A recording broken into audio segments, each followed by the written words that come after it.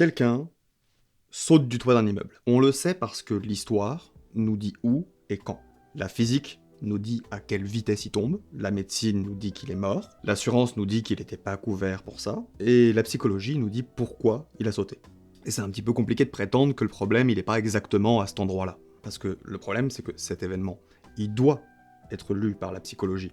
Quoi qu'il arrive. Parce que, de façon extrêmement pragmatique, le fait qu'il ait sauté, imaginons la veille d'un jour de marché que la mairie a dû faire annuler, et bah ça a un coût concret pour les contribuables. Il y aura peut-être par exemple des maraîchers à indemniser, un truc comme ça. Le deuil des proches, le nettoyage par les services municipaux, l'intervention des pompiers, la cellule de crise, tout ça, ce sont des coûts qui viennent nous rappeler qu'on vit dans une société et que donc on partage les coûts psychologiques, physiques et financiers de ce qui arrive à chacun et à chacune d'entre nous. Et donc c'est important de comprendre pourquoi il a sauté, parce que si ça se reproduit trop souvent, le coût pour la société sera plus grand que ce qu'elle peut encaisser. Ça va déstabiliser de façon très concrète le fonctionnement de la société, d'un point de vue purement pragmatique. Le patron d'entreprise, lui, il voit ça sous le regard de ce qu'on appelle le risque psychosocial.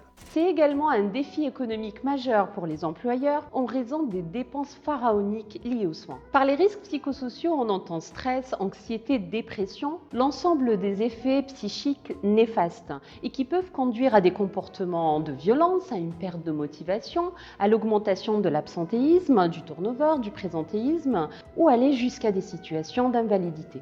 J'ai des envies de meurtre.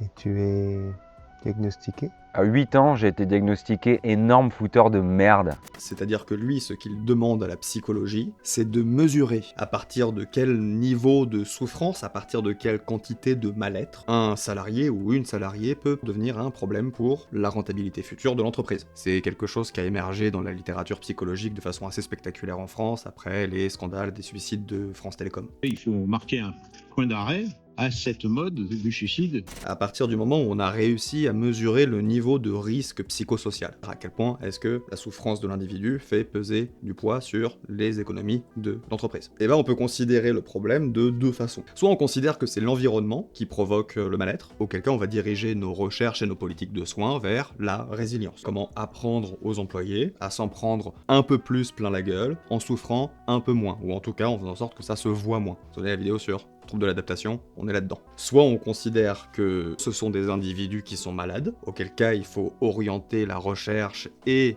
les politiques de santé vers l'évaluation et la protection du niveau pathologique de la souffrance d'une personne. C'est à partir de là que la souffrance devient une maladie. C'est ce qui fait qu'on se retrouve à avoir des échelles pour mesurer des niveaux de dépression ou des niveaux d'adaptabilité.